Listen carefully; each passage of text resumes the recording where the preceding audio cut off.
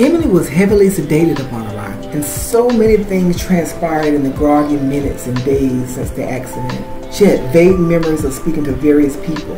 She recalled a white angelic gown. Perhaps these figures were physicians. There was a blue-green colored comforting shape that appeared with seemingly clock-like precision. She imagined that this person was from the nursing staff. There was also a pensive, caring face with a strong, imposing, and curious amalgam of black and white before her on one occasion. The soul felt empowered in its presence, so she assumed it was a chaplain.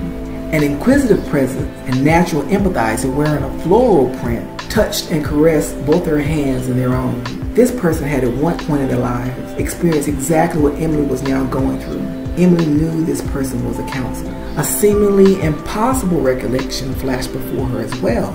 A glowing ray from the sun glimmered and beamed streaks of light across her partially open eyes from its abdomen. The official visit and measured personality indicated an officer of the law was present.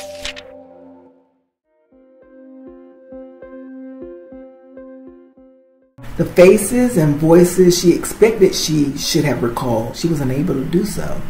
Emily could not pull a clear and focused memory to support their visitation. Emily had not seen Donald. Emily had not seen her mother. She couldn't be 100% sure, but she could not recall seeing Stanley either.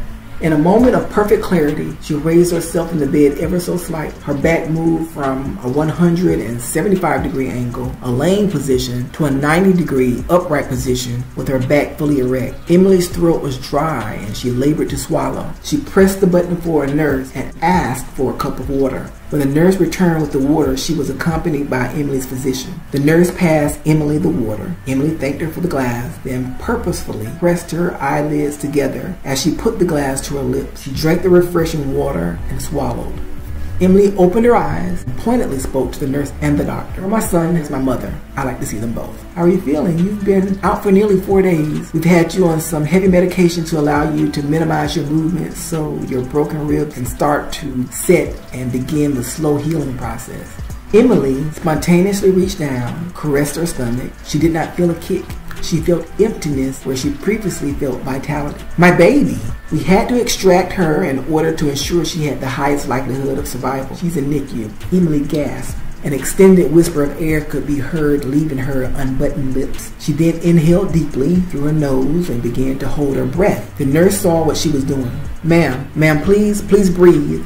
Don't make me ask a second time. Your mother is in a coma. She has not awakened since the accident. She sustained quite a bit of trauma, but she's stable. I can't say if the coma's duration is finite or infinite. Such is the nature of a head trauma and the human's body's ability to recover from it. The physician walked closer to Emily's side and took a temporary seat on her bed carte blanche. With his left hand, he grabbed her left hand and gave her some bad news. Emily's upright body lost its frigidity and she fell limp into his arms and sobbed, "No, no." As the doctor walked Emily through everything, Emily learned that her new baby, a girl, was in NICU. She learned that her mother, Grace, was in a coma. She also learned that Donald was dead. While this damaged creature's wings flapped in a noticeably odd and labored way, and mountains of tears rolled down into its face onto the physician's arm, a visitor arrived. The physician realized who it was and began to detangle himself from Emily's sob-filled embrace and exited the room. "How are you?" "Stan, I'm not sure." "Our Donald."